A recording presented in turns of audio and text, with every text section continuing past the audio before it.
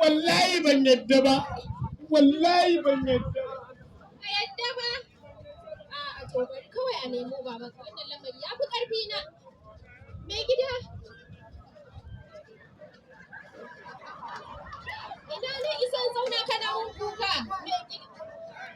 Ya mutum yana ciki yana bacci yake kira kike kamar wannan menene? Wallahi kaga dan auta zama yana ta kuka wai ya je ranar bikin ranar Hausawa. Iya dan kwallo ba. Dan kwallo.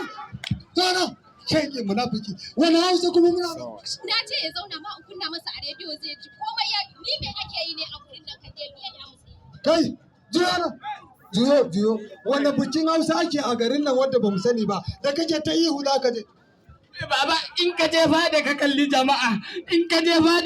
jama'a, kamar wanda ake cewa rabanci ake yi amma kuma gaba ɗaya ce ba zan je ba. A'a, rana Hausa ta duniya wanda sarkin Hausa yake a Gombe. Shi, zakaru ba, ke ashe yana abin ne? Mai gida ka ce bikin namu ne tun da naga ka da hankali. Ai, abin da za a yi taso yaro, ɗan albarka, yawwa, abin da za a yi shine. Kowa da kowa yana gurin wannan bikin. Ina kike? Ni mai gida. Je ki tattaro ya naki da awaki da kaji da kowa za mu je wannan. Ai da makota ba wanda zan bari duk wanda na san yana jiki na sai ya je wannan. Sai dai fa matsalar billahi na ga akwai terawa a gurin. Ni kuma ina buƙatar 'yar tera.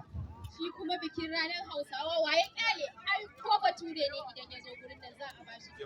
In san fa ƙara aure zan yi. Sarkin Samariya min alƙawari ya ce in dai na nema yarinya billahi zai ƙara min.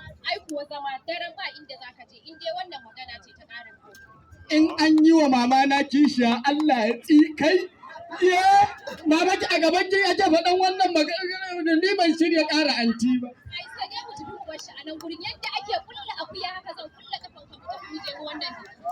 To abin da za a yi shi ne tun da guri ne na manya shi ambasado Nasiru sarkin Hausawan duk duniya ko in ce sarkin Hausawan mu gaba ɗaya ya ce idan na kawo mata zai min aure ki kwantar da hankalinki ba wai zan miki ƙarin